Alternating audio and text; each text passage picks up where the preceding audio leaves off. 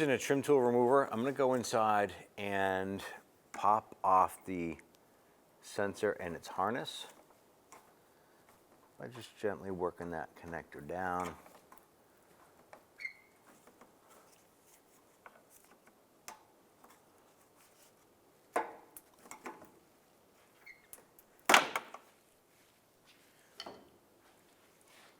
Once that's loose, I'm going to reach in the grill and go ahead and pull that right out. Now we're going to go ahead and use a pick. This sensor is held onto the harness by 2 clips. There's one on one side. I'm going to go ahead and lift up on that.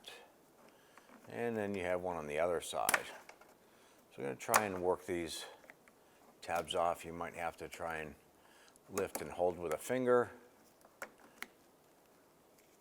or put a pick in one side and use one on the other side, which is probably what we're going to do.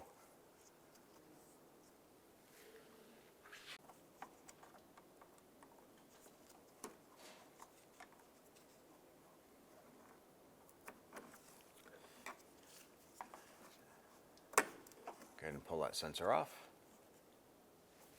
Now the new sensor has a keyed adapter or connector right here. You can see that it's round in the center, but it has a corner on this end, which will match up with the corner on this connector. Makes it super easy to line up.